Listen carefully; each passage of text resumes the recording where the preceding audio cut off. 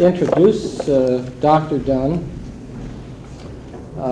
Some of you know at least that I've been working on a research project for the last 2 years that's known locally as the Guidance Research Project, and you also know that this is not a strictly individual effort. It's a simultaneous effort, if not identical effort, among 4 different universities.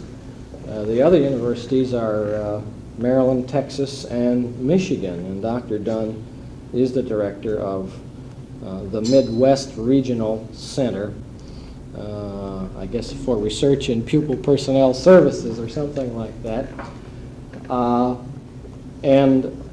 These centers are sponsored by an organization also with a very imposing name, the Interprofessional Research Commission on Pupil Personnel Services.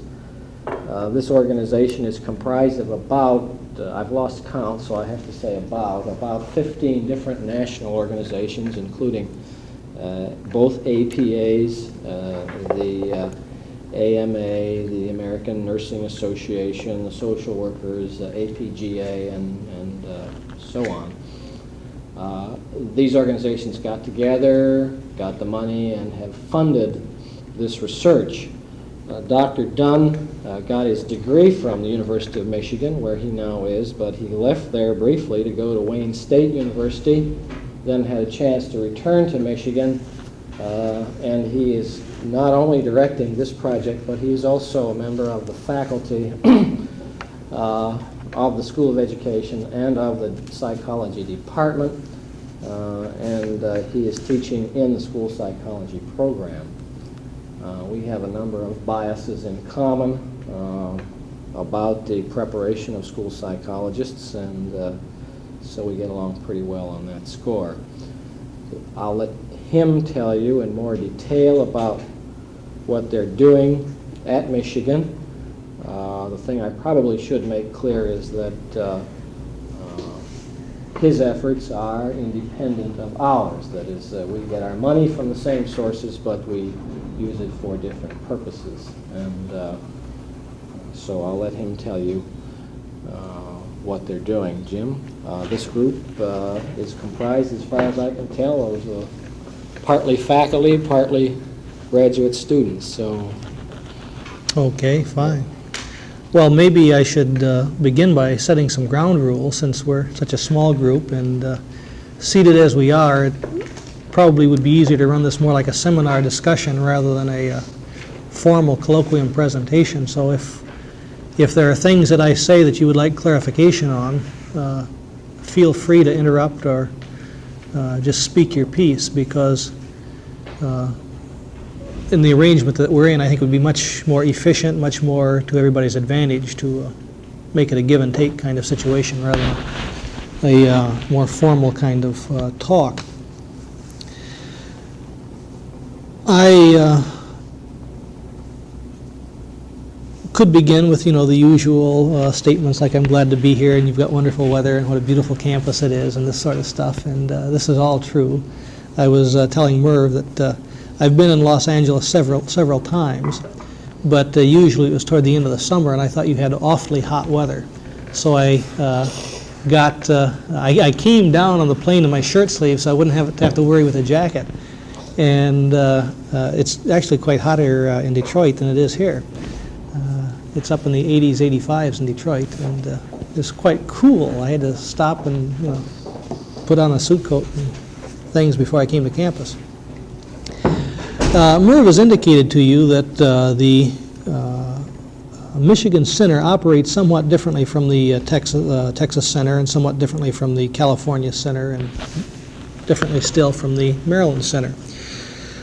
The other 3 research centers for the ERCOPS project or program are primarily project oriented. That is, they focus their attention on a major research endeavor, a research endeavor of some considerable scope, and are devoting a number of years to the exploration of this particular topic that they choose. The Michigan Center, on the other hand, is program oriented rather than project oriented, I think.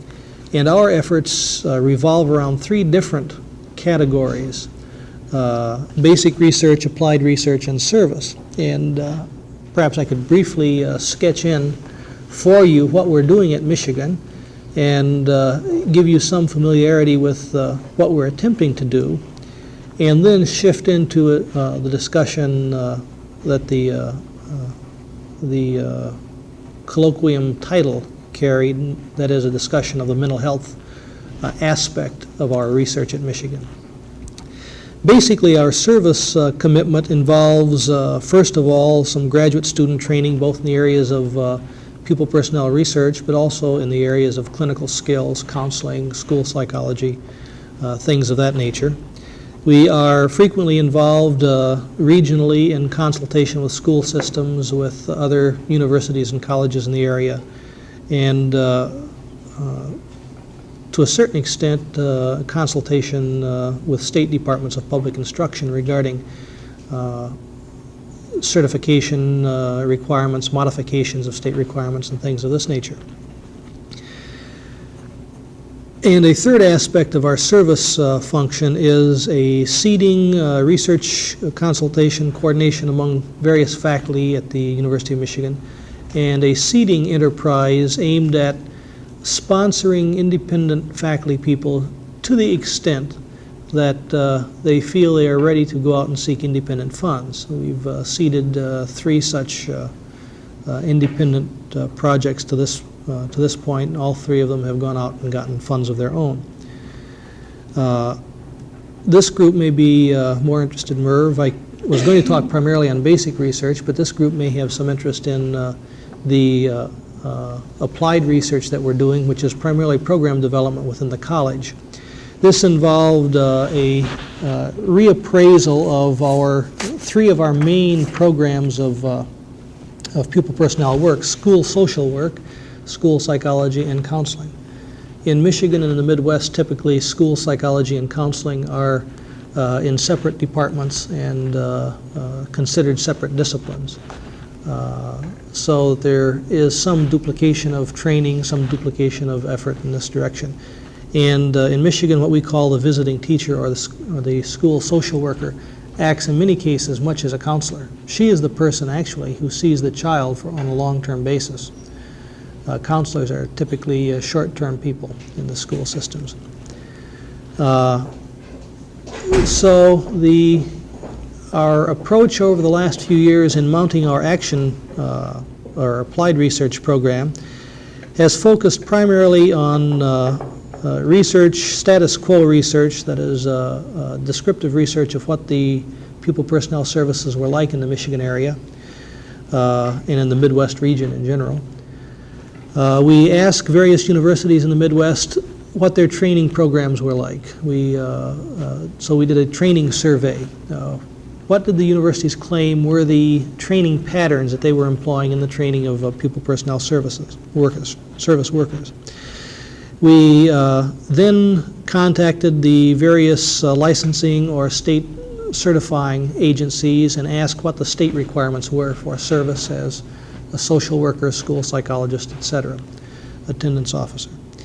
So then we had what the universities said they trained, the patterns that the universities said they used in training workers. We now had information regarding what the state departments said they required for approval and certification. We then went to the professionals themselves, the practitioners in the field, and collected demographic data on them as to what their professional background was, what their job in their local school system was, the functions they fulfilled. So now we had information as to what was actually going on. We followed this up then in an anticipatory way with a study of what the personality characteristics of various pupil personnel service workers were. This involved a fairly comprehensive test battery that all special service worker trainees took upon admission to their area of specialization. Yeah, what kind of tests do you have in the battery? Some of these were an adjective checklist. The MMPI was one of them. This was before the concern about MMPI utilization. These are voluntary, though, with the individuals. some card sorts, a forced distribution card sort. For self-image? No, for commitment to mental health as contrasted to academic learning orientation as contrasted to child growth orientation. A kind of professional commitment orientation.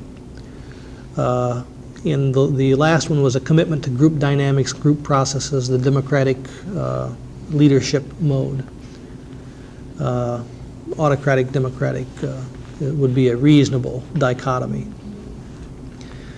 And then we collected similar data then on practitioners in the field 5 years or more. This particular study is still in the hopper.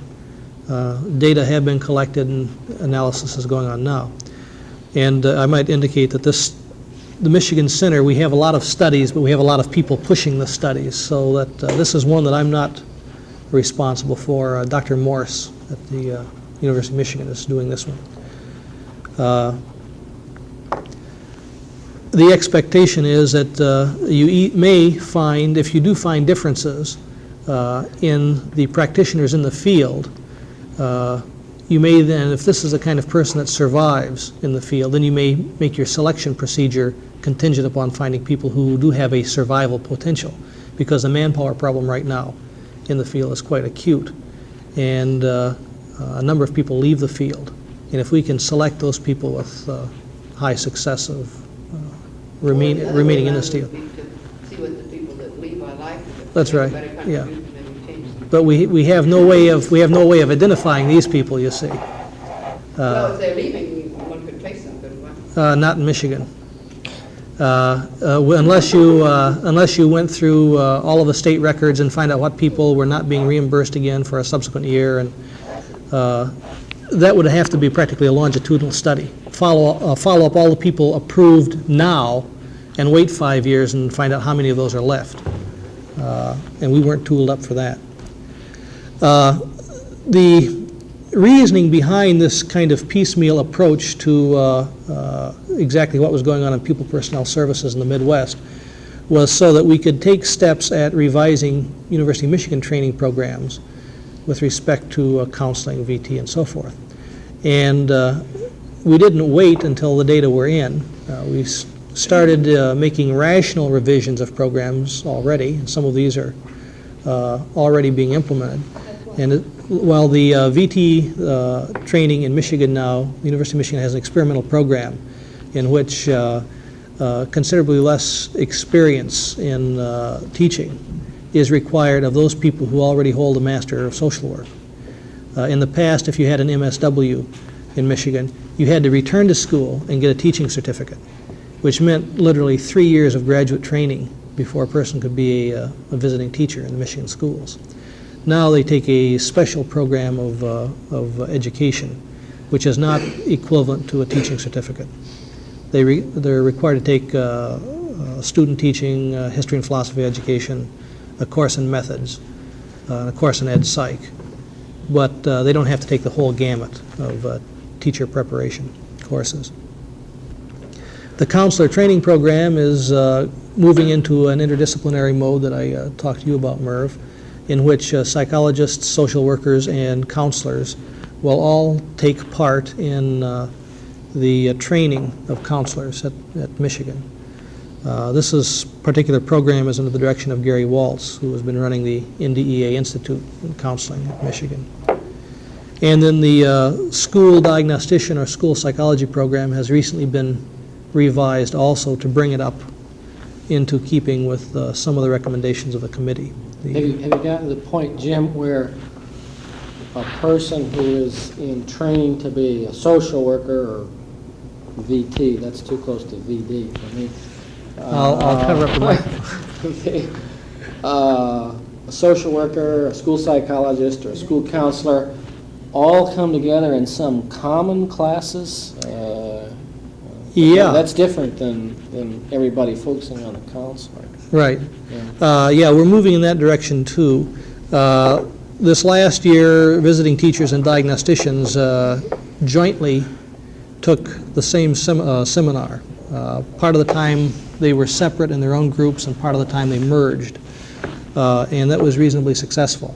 This year, the counselors want to do the same thing, so we're anticipating at least a seminar session in which the three disciplines will be merging then for a limited amount of time.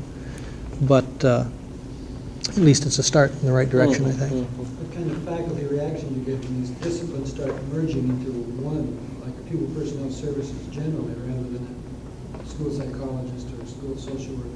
Well, we haven't gone that far yet. All we've done is merge them on a class basis. And people at Michigan are generally permissive. You don't find a great deal of opposition to experimentation in classes. Whether or not, somebody started to propose a third program or fourth training program, namely a pupil personnel service worker, in addition to the other three, there might be some raised What eyebrows. would mean in addition? Or in lieu of, there would, I'm sure, be even more raised eyebrows. Yeah. Yeah. Nobody's ready to give up their professional That's right. identity yet. That's right. But I think, we're moving in the right direction, maybe not fast enough for some people. And I'm not sure that a single program would be appropriate for all pupil personnel workers. Probably a common core of experience, yes, but a single program, probably not. If you could say, take a third of the training in common and then specialize in the area that you choose, that's something else. But our committee thinking at Michigan hasn't gone that far yet. We are talking about the core business, and we're moving in that direction with the visiting teachers, for example. We've picked out what we consider the core of teacher training. That is the core courses that we feel reflect the profession of education, but do not give educational competency. Does the school psychologist have to take these teacher education courses? Yes, he takes some. That's by law? No, not by law. But by tradition in the way that people have been certified in the past, about half of the diagnosticians or school psychologists have been ex-teachers or are ex-teachers. The others take some education courses, but not a full teacher training program in addition to their professional specialty. One more question. If they take this teacher preparation course, are they expected to teach in public school before they practice their profession? No. The traditional mode of, say, the VT has been, she gets a teaching certificate as an undergraduate, spends a year in graduate school taking social work skills, and she becomes a visiting teacher. Or if she came the other route, if she came up through sociology and social work, even if she has 2 years of graduate training, she must go back and pick up an undergraduate teaching certificate. She may take this at the graduate level, however, some courses, which is placing some of these people in double jeopardy, especially when you consider that they'll never be teachers in the classical sense. And this has been a bottleneck in the manpower supply. Well, that gives you some background of what the Michigan Center is doing in the area of service and program development.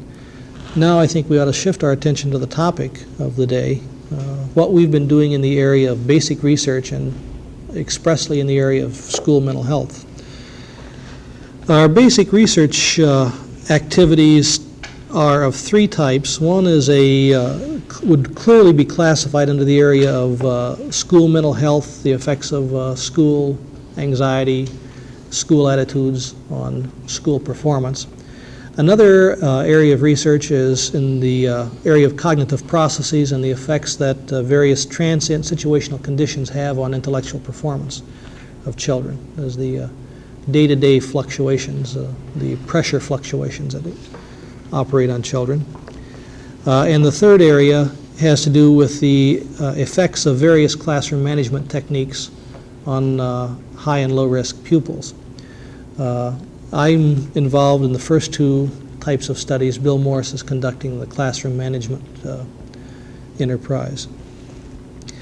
And what I'd like to talk about today and explore with you, and I use the word explore rather than tell because we're still in the process of doing the research. And it's not I'm not here to present a fait accompli and entertain a few comments and leave. I would really like to entertain criticisms on your part, since it is an ongoing project. and we are in the act of research. Any recommendations or suggestions or ideas that you could give would be appreciated. What we have been doing in the area of child mental health really takes the form of a series of studies rather than one master study.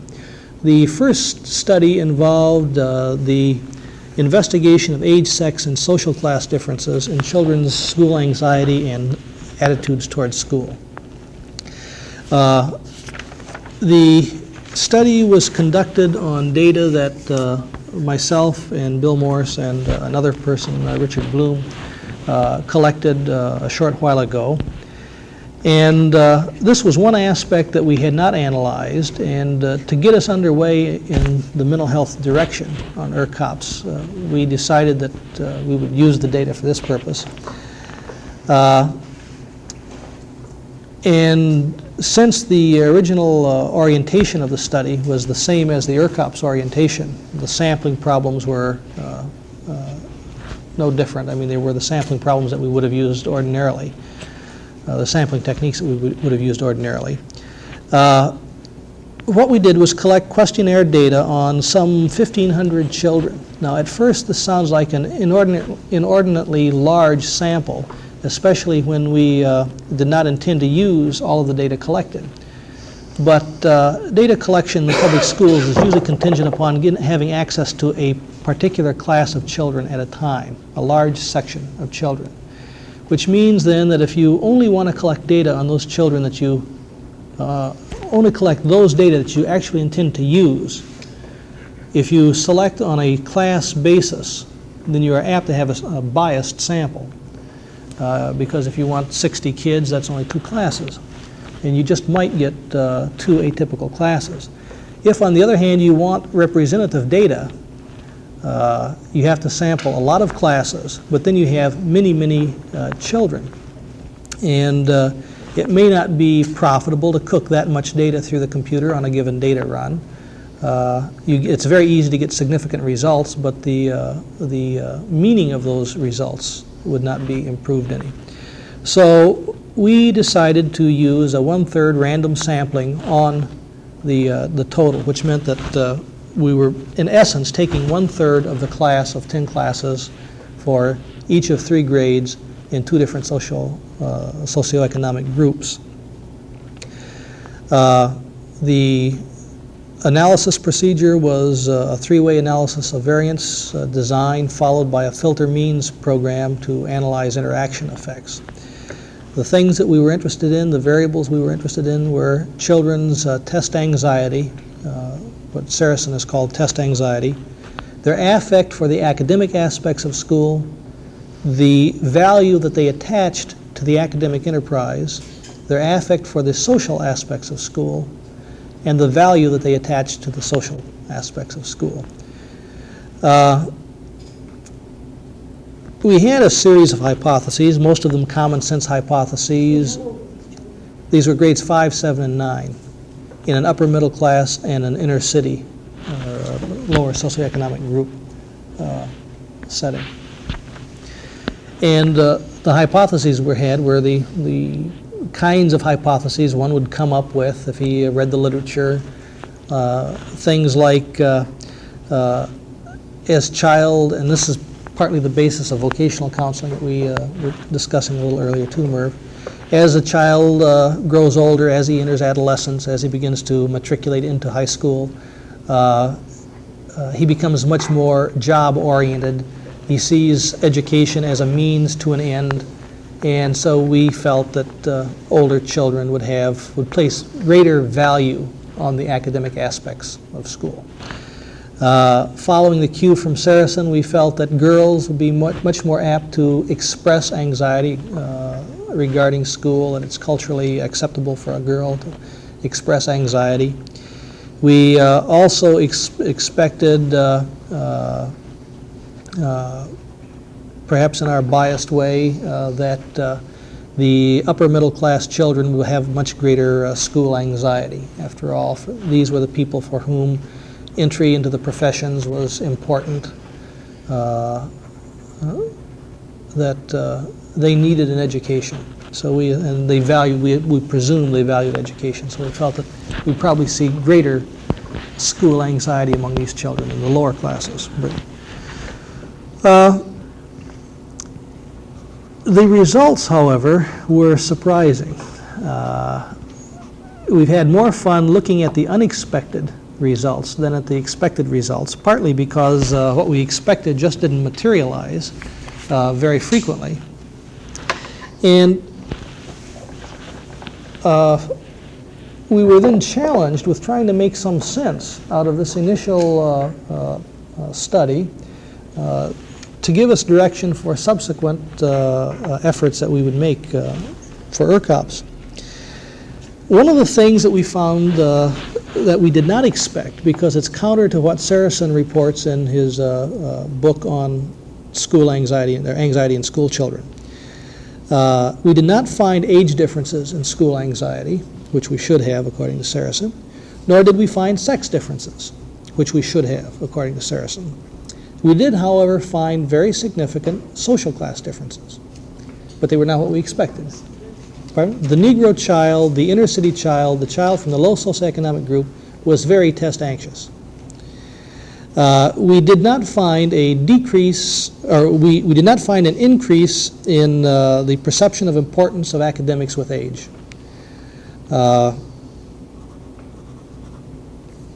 With the exception of, again, the lower class children. The lower class children, as they got older, valued education more. We found a decrease in affect for the academics. As children got older, they liked school less. But interestingly, the decrement in affect was less, again, for the lower class kid than for the middle class kid. He is coming to dislike school more slowly than our middle class sample. Well, that's a positive finding, a positive statement anyway. Dr. Shaw did a study one time that showed the bright, lower socioeconomic child achieved better. By better, I mean got higher grades than the bright kid from a higher socioeconomic group. When you equate it for intelligence. Right, probably because of the people he was competing with. Mm-hmm. But this makes me think that one reason you got a difference in school value might be because some of the kids who don't value it are gone by the time they're in the 7th grade. No. It's noticeable. Yeah, not in the sample we had. See, we got them before school dropout. That was the interesting thing. But didn't you measure several different levels? Yeah, grades 5, 5, 7, and 9. But ninth This grade, wasn't a longitudinal study, was it? no, this is cross-sectional. But ninth,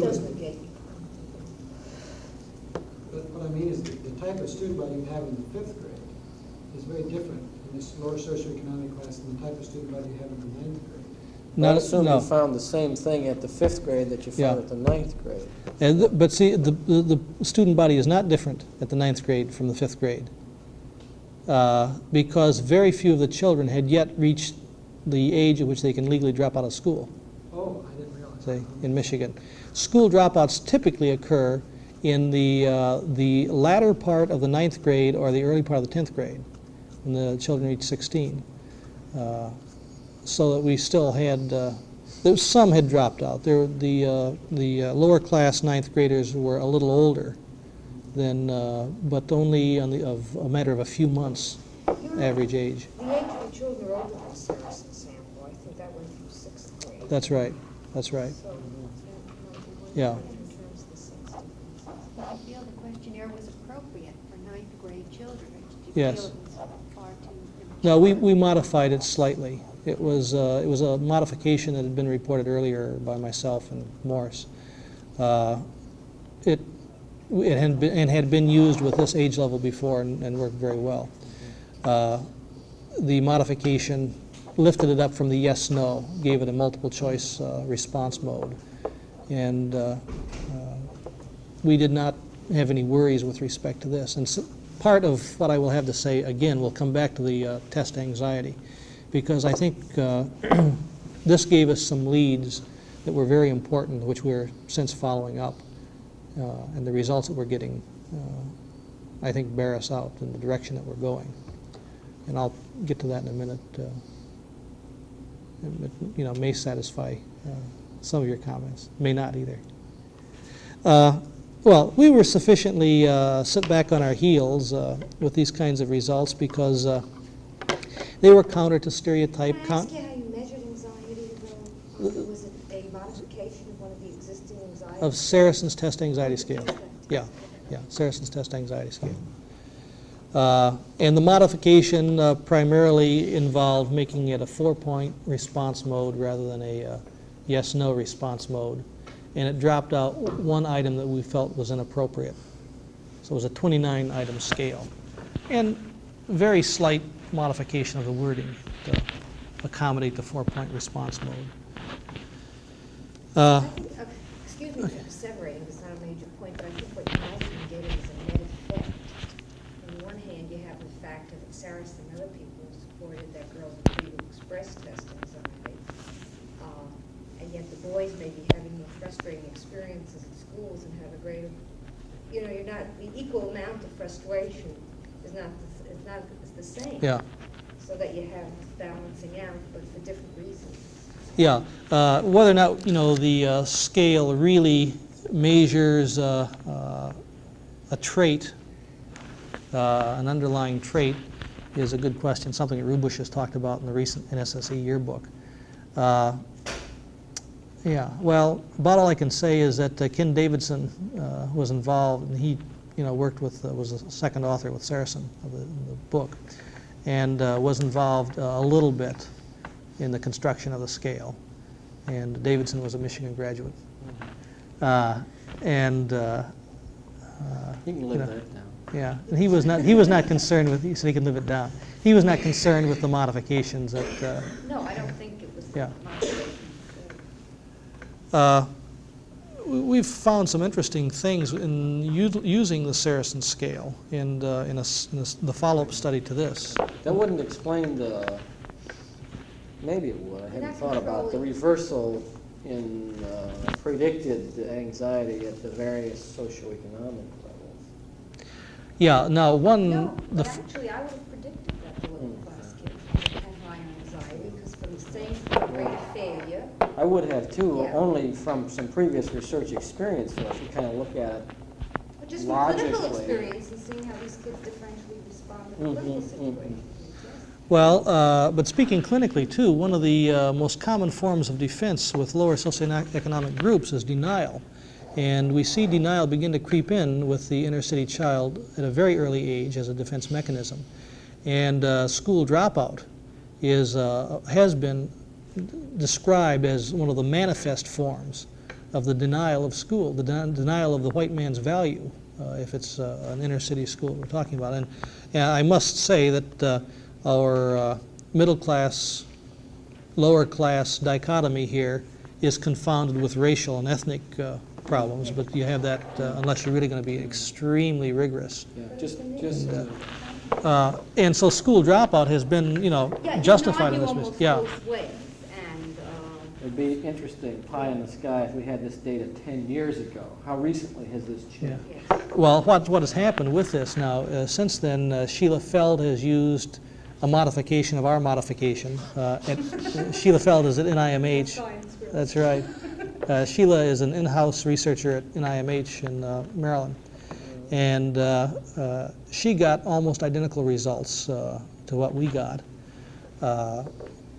She argues in with a different kind of rationale. She used a rationale much like yours, that this really is anxiety, that it's a reality-based anxiety, because the kids do face more failure in the lower class settings. I've argued a different kind of position, that they may face more failure, but there's considerable more pressure for achievement in the middle class kids. They may not have as much failure, but they are probably not living up to the expectations either. But that's It's a change Well, for the adolescents and other studies.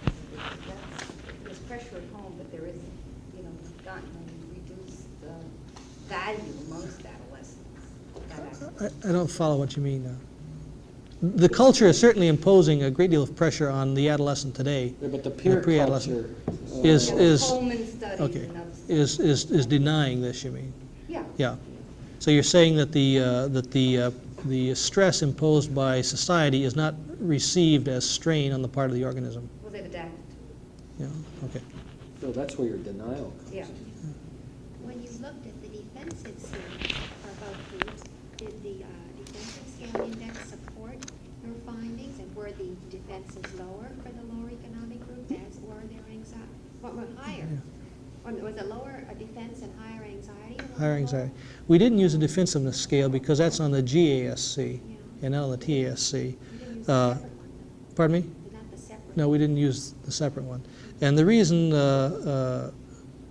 we have a rationale for not using it, but we have other evidence, internal evidence, the rest of the questionnaire, that at least they were not responding with social desirability. I'll beg the defensiveness question, but it was not a social desirability set because we have a crossover effect in certain responses. So that things that would be socially desirable for the underprivileged child to say, he did not say, and such things as the social aspects of school.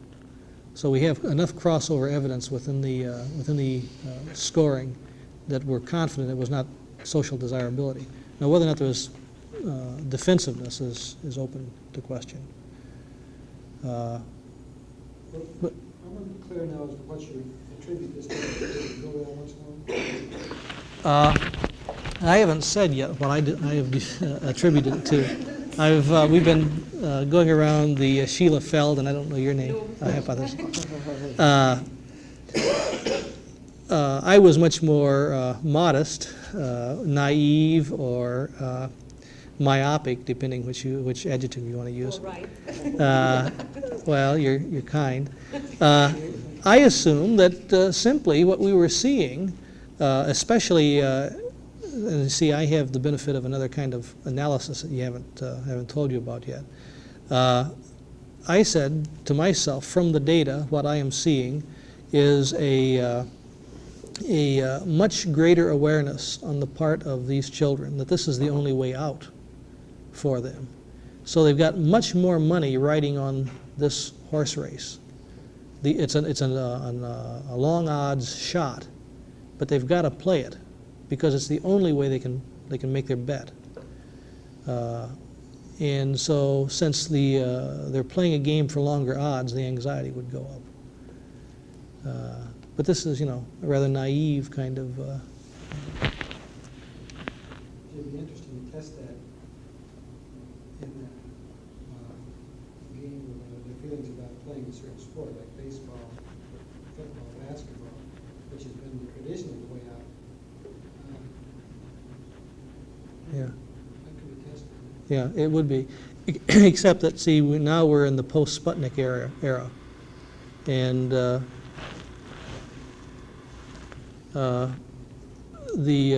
there's been the result of the Kennedy campaign recently, a few years back, about school dropouts. Play it cool, stay in school.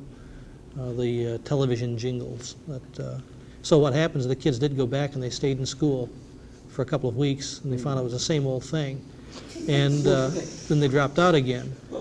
And I would, from my interpretation of the data, and with hindsight, I would say, well, what would you expect? All we have done is reinforced the school as the only way out of the ghetto for these children. It's the only way up the ladder of success. And we've reinforced it once more, but then closed the door in their face. And you're going to have an even faster retreat or withdrawal. It's a kind of approach avoidance situation. You're going to have an even faster withdrawal because you've had them rushing back in with much more potency, and they got burned even more than they had been burned just before their last. They were This time they misled. brought the Molotov cocktails with them. Well, this particular business, if you look at analysis of variance only and you see interaction effects, you think, well, maybe you've got something there, but you don't really know where the interaction effects are. So we use a program or an analysis procedure called filter means, which in effect compares orthogonal means and does a series of t-tests. Now, this would not be justified if you were going to look through for a whole bunch of t-tests and find what you wanted. Would be if you'd done an analysis of variance and couldn't separate the... That's right. But then, you see, you look at the interactions that you're interested in, and to see where the locus of the interaction is. For example, you might find something significant at the 05 level, and I'll pass these tables around. And we did find the social class differences in anxiety, and it was significant at the 05 level. But all of this difference was due to the 5th grade children alone, say. And that's something you don't get out of analysis of variance, but you do get out of a filter means business. And when you start looking at the results that way, you can begin to pinpoint precisely where these children are different and where they begin to become similar. I'll pass the tables around, and you can look at them and for what they're worth, if you're interested. And while you're doing that, I'll just go on then and tell you where that particular study led us.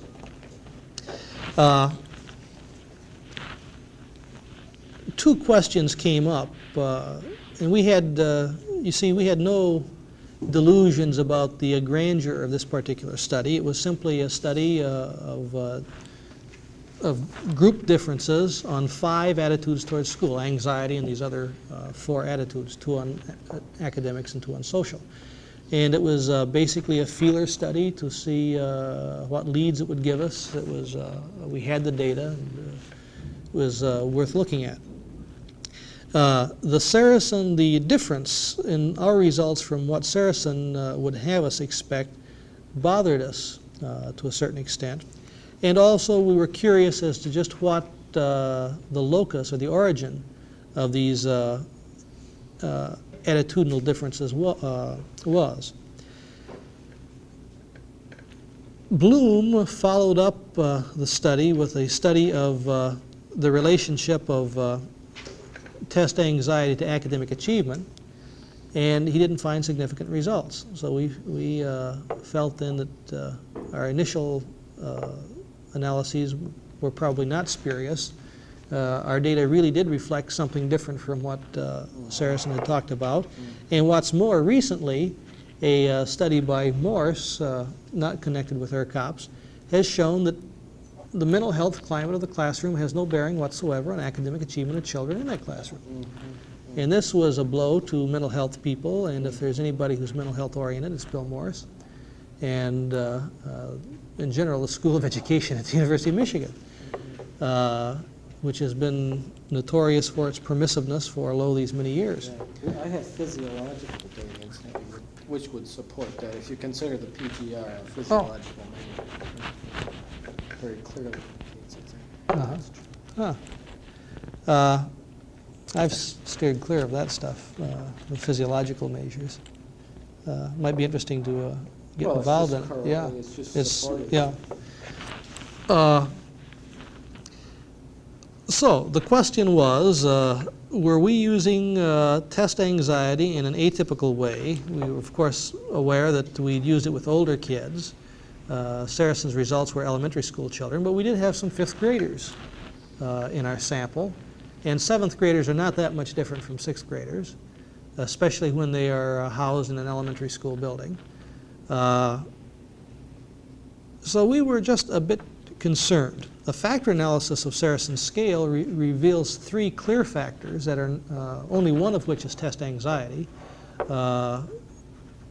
He has something that seems like general school anxiety, like on the way, how often do you worry on your way to school in the morning? Or something of that. Well, that's not really test anxiety.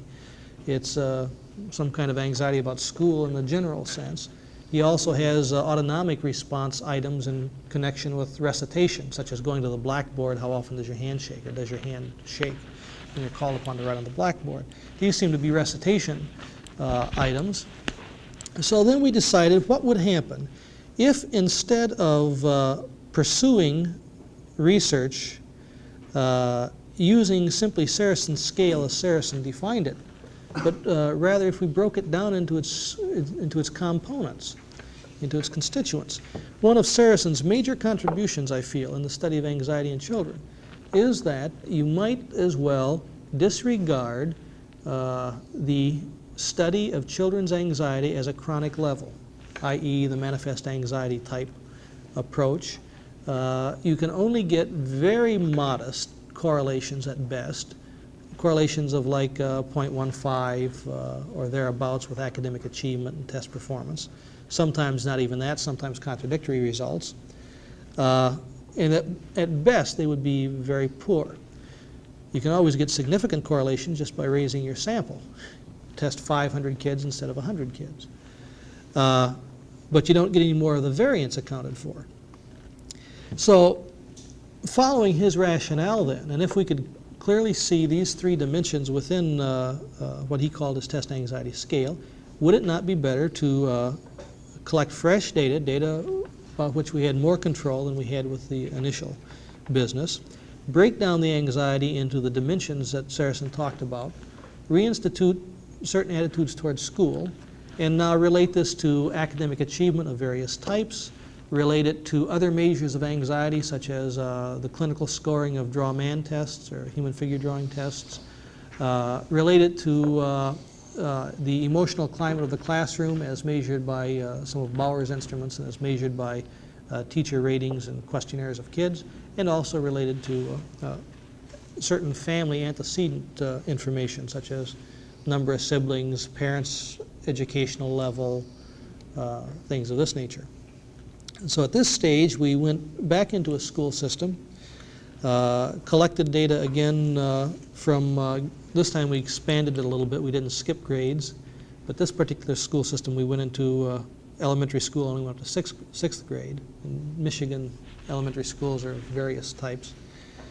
So we collected data on some 400 children, grades 3, 4, 5, and 6. And we correlated the results. And then basically these are what we got. In general, it didn't matter whether or not you took the total TASC score or you took the subscale scores. They all seem to correlate with things like a negative attitude towards school. If you had high anxiety, you were negatively oriented towards school. If you had high anxiety, you usually felt that the school work was difficult. And if you had high anxiety, you generally felt that the teacher was unsupportive or non-supportive. And these correlations were in the 30s and 40s. These are pretty fair-sized correlations for this type of work. So we felt that what we were getting at was a kind of general mental health cluster. Okay, so then the next step is to look to see to what extent these mental health variables have to do with family background. If your father had a low level of education and he was living in an upper middle class suburb, in other words, if he was a self-made man, would he put more emphasis on education and push the kids harder? Would kids from split level homes, by split level I mean perhaps a highly educated mother and a poorly educated father, or vice versa, where there may be some split identity on the part of the child. Would there be any relationship here to school anxiety or the general attitude towards school? Was there any relationship between number of SIBs in the family and SIB order? And, there was nothing. Just forget that stuff. As far as our sample was concerned, it was a waste of time. We got one correlation out of like 50 that was significant, barely significant. And that was a correlation between father's educational level and the child's spelling ability. Inherited. Yeah. Now, at the 05 level, we should have had more than one someplace in that matrix. Just on chance alone.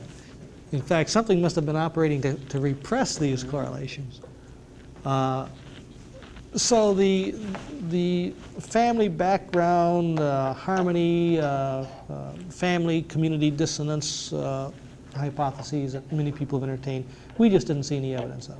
But we did see then some evidence, though, in what we could loosely call the mental health climate of the classroom. That is, the kid's attitudes towards school, how he sized up school, his reactions to what the teacher was like, and his self-reports of reactions in testing situations and other kinds of anxiety-producing situations like recitation, general school anxiety. Okay, these mental health, general mental health variables correlated with academic achievement, reading, arithmetic, language comprehension, and this sort of thing. Generally, though, still in the low 20s. Not good. Only 5% of the variance or something like this. Hardly significant, but not really worthwhile. Yeah, it's not meaningful. However, when we look at the anxiety business, if we look at Saracen's test anxiety again for these children, the correlations are still low, much lower than Saracen suggests. However, if we break it down and look at its constituents, that is the particular type of anxiety, if we don't look at test anxiety per se, because we're not, you see, we're not measuring a child's test performance against test anxiety. We're trying to relate test anxiety to academic achievement. And these are not really relevant. And the correlations were low. When we correlated general anxiety, general school anxiety, which is a euphemism for all of those items in the Saracen scale which did not have the word test in them and did not appear to be recitation types, then the correlations jumped up to the 30s on academic achievement, across the board for academic achievement. Now we're talking in mid-30s, and now we're talking about something like 10% of the variance accounted for. Now that's a fair amount when you consider that the best intelligence assessment that we have, a test like Wechsler, only accounts for 25% of academic achievement. So now But you're also talking about a characteristic which is not I'm extrapolating here. You're talking about a characteristic which is not specific to the school situation, probably. That's right. We don't know what it's characteristic of. All we know is that this kid has the more broadly you measure anxiety, the higher the correlations get. No. That's what it's. No. That's what it sounds like, but this is what I would be, what I would argue against. I'm saying that this particular dimension probably had more relevance for general school achievement than test anxiety or recitation anxiety per se. Yeah, but those are two very specific kinds of anxiety. That's right. Yeah. Now, if we had had a relevant performance, such as performance on a test today, then I would have thought that the test anxiety would have correlated better with test performance.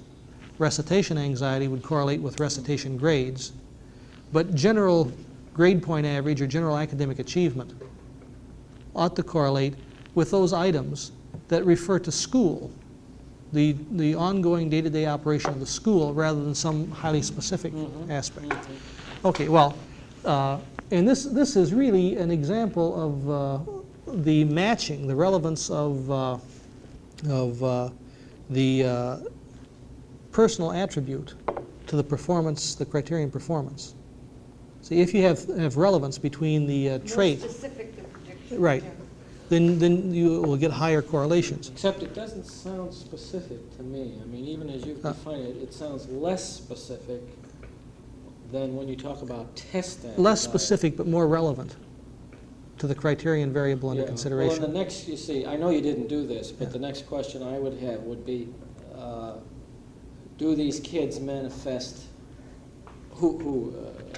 a much broader kind of anxiety, let's say an anxiety in social situations, and is this in turn related? Well, you're ahead of us. That's what we're doing now. Oh, okay. As a matter of fact, in order to test out this emerging specificity-relevancy hypothesis that we're saying, that we're using, we're saying that the anxiety assessment should be specific, and there should be a high degree of relevancy between that assessment, that trait, and the criterion performance. And if you meet these two conditions, you ought to get maximum predictive capability. Yeah, but what's going to So- happen if you get correlation between anxiety and social situations and academic performance? Well, then that would be a negation of the hypothesis. We haven't so far. We follow this You up. got the data on that yet? We're getting it. I want to make you bet on Okay, we're getting it. But to follow this up, to use the test-specific aspect of the anxiety, we use test anxiety as the factor, test anxiety, and test performance on an intelligence test.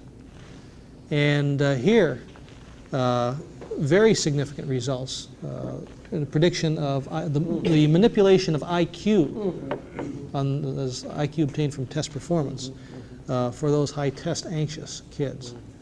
Once Yes. you use the test anxiety specific factor to predict IQ performance? Yes. Yeah, you betcha. High test anxious kids under performing IQ test questions, when it's defined as a test, do much more poorly than low test anxious kids when it's defined as a test. You And didn't manipulate it. pardon me? You didn't have conditions applying. Yeah, and then we reversed it. Yeah. There's your overachievers, so-called. Yeah. So that the low anxious people were not, bothered one way or the other. The high anxious people fell to pieces when it was called a test, though. It was a high test anxious people, and their IQ performance dropped. If you didn't tell them it was a test, stayed right up. No significant difference between the groups. If you tell them it's a test, then there's significant difference at the O1 level between the groups. And this is on intelligence, which presumably should have little effect.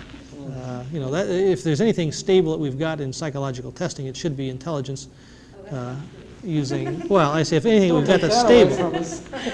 I say if we've got anything that's stable, it's the most stable assessment we've got, except maybe whether or not you're male or female. Was there a sex, Yeah, was there a sex component in this? no. Again, we didn't get the sex differences. Come on. Well, so now we're in the stage of what you pushed me to, Merv. We're developing now an anxiety instrument which will presumably tap a number of dimensions of school anxiety: recitation anxiety, test anxiety, report card, and evaluation anxiety. Anxiety regarding having them tell your mothers how well you're doing or something of this nature. Those, I think I mentioned 4 dimensions. We have other dimensions up our sleeve that we are not attending to just yet. We're focusing on these because they have the most relevance, we think, for the kinds of variables we can measure right But off. then there could be some kids whose anxiety scores on different measures will correlate at a higher level than other kids. I think Whose kids will what now? Yeah, you're going to right. get a distribution Yes. of the degree to which anxiety is consistent. And for some people, anxiety is going to be very specific, maybe just. in Oh, yeah, children. sure. Yeah, we And expect that a itself is profile. going to be What's extremely the Yeah, reliability? what we're doing is really getting a school anxiety profile, much like you get a profile on the Wechsler subtest And performance. there are going to be some kids who are going to go That's across right. the Right, top and that's across right. the bottom. See?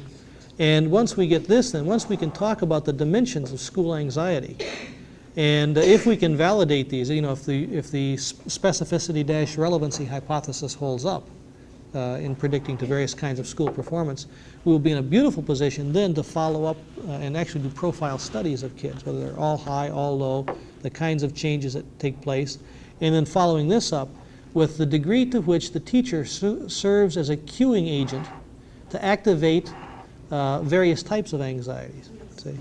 And this is the direction in which we're moving right now. In your new scale, how will you take account of subjects, the children's tendencies to be either very perceptive of their reactions, or their tendencies to attribute bad or good characteristics themselves, and the tendency in general to be answering social desire and objection, what's happening? Right. There are 3 problems that are widely discussed in the literature regarding questionnaire assessments of anxiety. One is social desirability, one is response set, and the other is defensiveness. Now, all of these are consistent biases in response. A response set, always responding to the first item, for example. or always saying well of yourself is a set. There's consistency to it, as is social desirability. If there is consistency in a person's reaction pattern, you can handle it. The only thing that cannot be handled is randomness. If the child, closes his eyes and marks the sheet any old way. But if there's any kind of consistency in his response pattern, you can dig it out. And the way we'll go about it is this.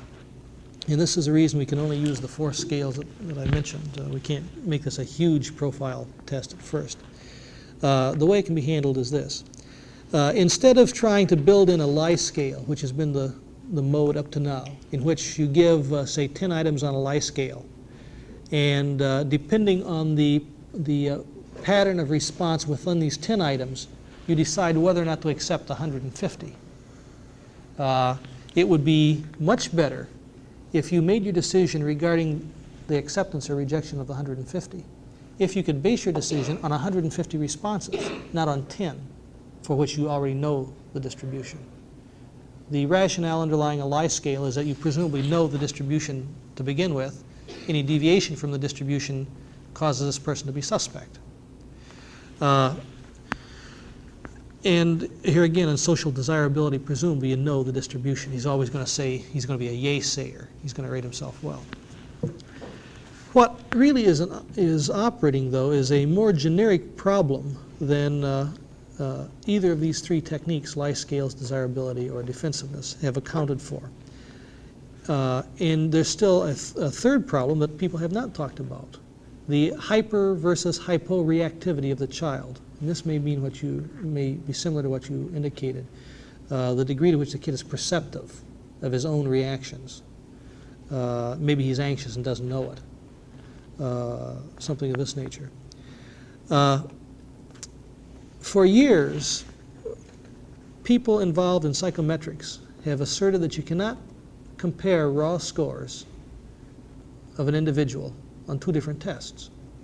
That a raw score of 85 on one test may be larger, may be lesser, or may be equal to a raw score of 70 on another test. What they're saying is, you cannot compare across tests. I would assert that you cannot compare across items within a test either. Just because you have a 5-point response scale for 150 items does not mean that the child is responding across all 5 points on all items.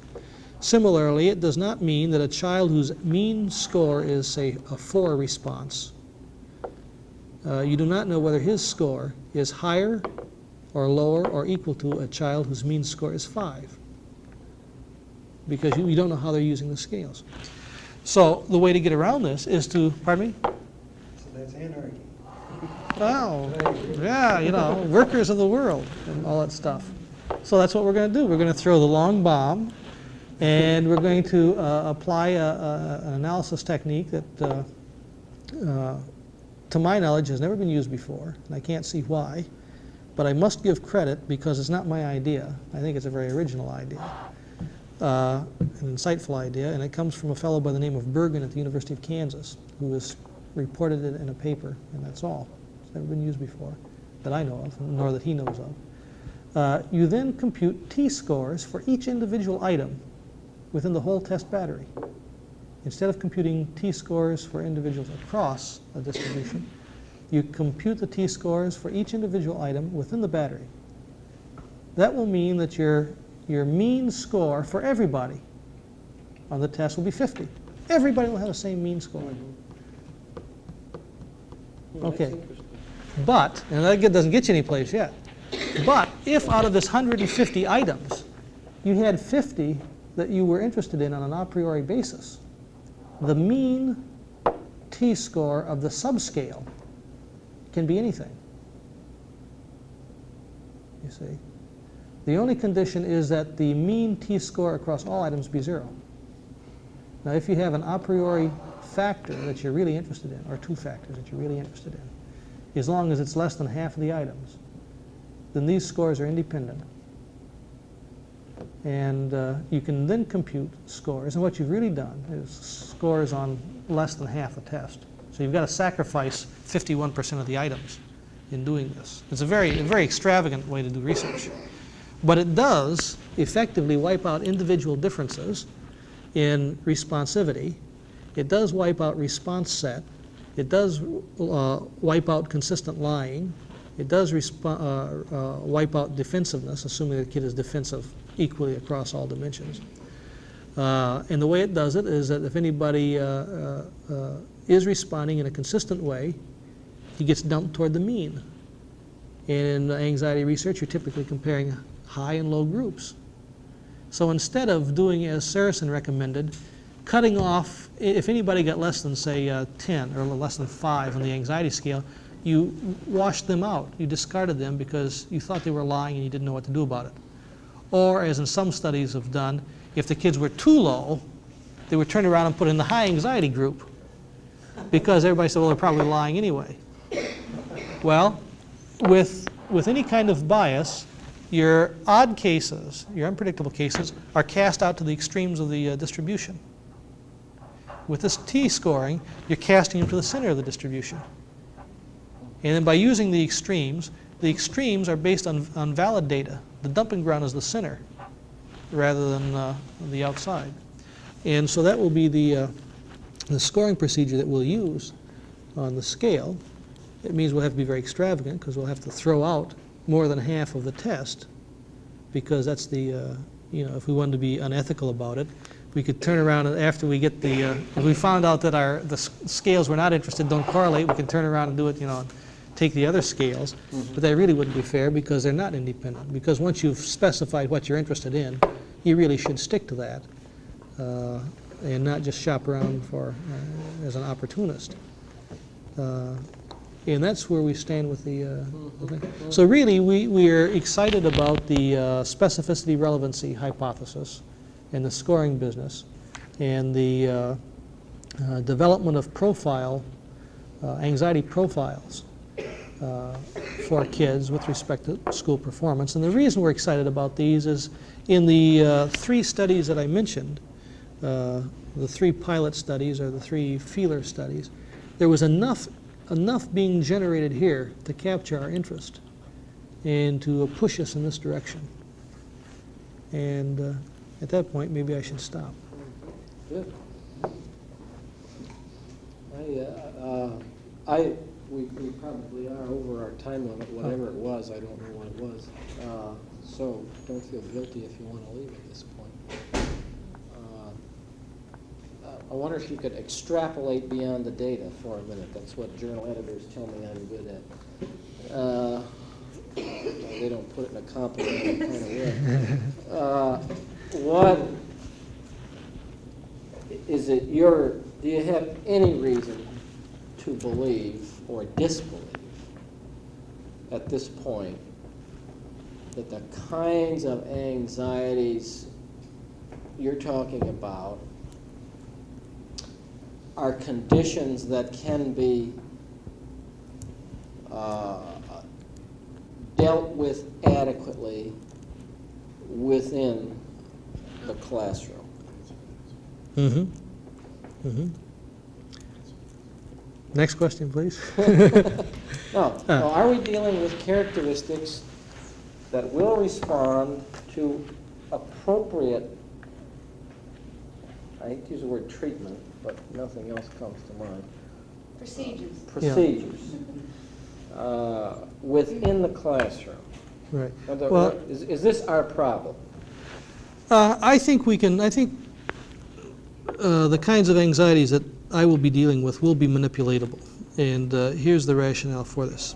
You have to bear in mind that I'm a kind of ex-clinician and was at one time very much interested in anxiety of the psychoanalytic type, the free-floating, vague feelings of impending doom, this sort of thing. Until you start to do research with it, and you can't put your finger on it. Now, Janet Taylor, when she developed the Manifest Anxiety Scale, did so as an index of chronic drive level. It was a chronic state, it was an index of drive level which had relevance for a particular theory that she was interested in, namely her husband's. And, yeah. But, there must have been something going at the time. All kinds of ways to get mad. And this approach has relevance only for that, in that kind of setting. That was the operational definition. Then you start trying to relate whether or not you get sick at the sight of blood with how well you do third grade arithmetic, even though you use the McCandless-Palermo, children's manifest anxiety scale. That's reaching a fur piece, if you'll pardon the Texas vernacular. It's kind of nice, but I am not terribly impressed by the kinds of results that I see coming from. Same thing as aggression, as we started out with a very general trait characteristic, and again, in order to predict it, be highly specific. So we're moving in this, at least I am, the royal we. I'm moving in this direction. By jingoes, forget this inherent genetic business, this long-term chronicity, and talk about the characteristics of the child, the reaction potentials of the child. I presume, and this is purely part of the postulation that goes on prior to the research, I presume that people differ in the potential for reaction to certain classes of stimuli. Certain things bug some people more than others. So if we get an index of what is a likely category of bugger, if we can get some index of what kinds of stimuli agitate a child, then we can probably predict that the future occurrence of stimulation will result in agitation. Now, a questionnaire anxiety score is not a measure, a direct measure of anxiety. All it is a child's self-report of how he reacted in a certain kind of situation in the past, from which we infer the likelihood that he will react in a similar way again in the future, given certain similar conditions.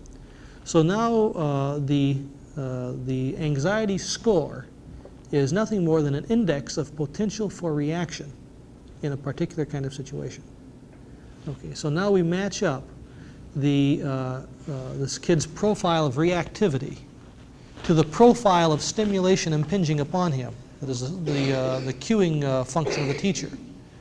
And then make differential predictions about behavior that has relevancy, direct relevancy, to the kinds of stimulation and the kinds of recitation.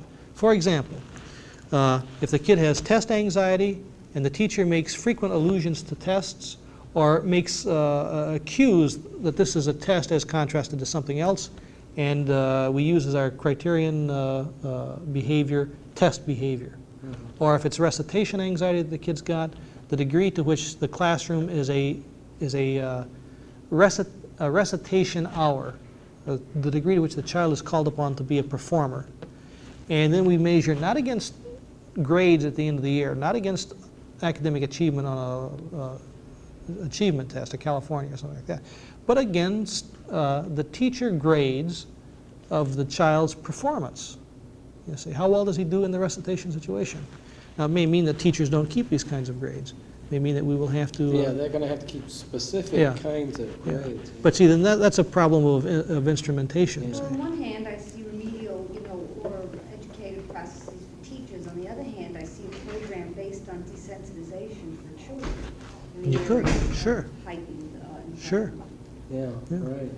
Some. And then the next question becomes, my goodness, we've got anxiety, we've got aggression, we've got probably 50 other kinds of behavior that influence performance.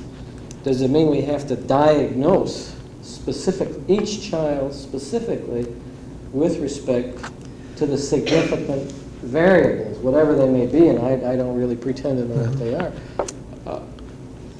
I wonder if... That would be a logical outcome. There's some ordering. There's some ordering, whether in terms of how much they contribute to the variance, how much they interfere with the performance. But I think just in consensus validation, most people would say that anxiety would be foremost. But there isn't any support for that notion in terms of research. Well, as you pointed well, out. I've got Okay. 10% of the academic variance accounted for by school Right, right. anxiety. I'm talking about in terms of stuff like the utilization of manifest anxiety scale, utilization of psychogalvanic reflex and so forth as predictors of anything. Part of the problem, Merv, I think, is this, that, physics, if you talk to a reasonable physicist today, he takes Bridgman in a fairly positive sense, and he realizes that his operational definitions have to relate to what he's doing. But psychology got so enamored of Bridgman via Marx and via Smitty-Stevens that for a while it became who could outdo who in the brass-bounded operationalization of techniques, to the almost to the detriment of the theoretical relevancy. So we have anxiety studies. I can point you. We've got cards in the office. I can point to anxiety studies in which anxiety is operationally defined as a 10 millivolt shock of 3-second duration, or a tenth of a second duration to the left ring finger. Yeah. Well, that's a pretty operational definition, but where's the theoretical relevance? No, I'm not arguing that. I'm agreeing with this point of view, but then I'm taking another step and saying, I bet we could all name a dozen things like anxiety and aggression. So you accounted for 10%, say. Well, what about the other 90? Will it take another 15 variables to account for the other 90% of the variance? And what does this mean? We do have to do the diagnosis, or will we come up with some generalized set of techniques, which we now have in the form of Rogerian theory, for example, which says it doesn't matter whether you're anxious, aggressive, whatever you are, treat everybody the same way, be permissive, warm, accepting, etc., and behavior will automatically change. What's implied here in this whole measurement technique and its predictions are specific treatments also. I mean, that would be implied from the rest of the rationale. That's Which right. would make the behavioral therapists pleased. Of course, don't forget now, you have to look behind, I think this is maybe what you're getting at, you have to look behind the position and look at the philosophical assumptions underlying the position. And I would submit that Rogers, in the area of psychotherapy, Olson in the area of education, and Carmichael and Gazelle in the area of child development are all identical people, are identical theorists. They all subscribe to the notion of innate characteristics, biologically predetermined characteristics, and that the organism will unfold, mature, develop, grow, become, self-actualize, and that there's not much that you need to do, that there is an inner wisdom stemming from the old Davis studies and Cannon studies, an inner wisdom which will out, an inner wisdom of the body which will out, and knows best. Well, how you treat them only so long as you do not provide a desert environment, but you cannot speed up. You can stunt, but you cannot giantize. You can dwarf, but not giantize. Dwarfing is my concern. Yeah, but there is a large body of evidence to suggest that maybe we have not given as much attention to the fertilization as contrasted to remediation. Yes. We have not given enough attention to fertilization, not just nurturance to help it grow to its own capacity, but I mean the force feeding, like the French force feed ducks. But this is very compatible with the behavior theorists, with the operant conditioners, with the Skinnerians, in which puts a great deal of responsibility on the shoulders of the teachers. But that's only one kind of nurturance. Well, it's even more than nurturance because the biological model, the biological model doesn't really hold here. Well, I think probably we should take Jim off the spot. If you want to pin him down a little more, I think you can feel free to do so. But I think possibly we ought to officially adjourn the meeting.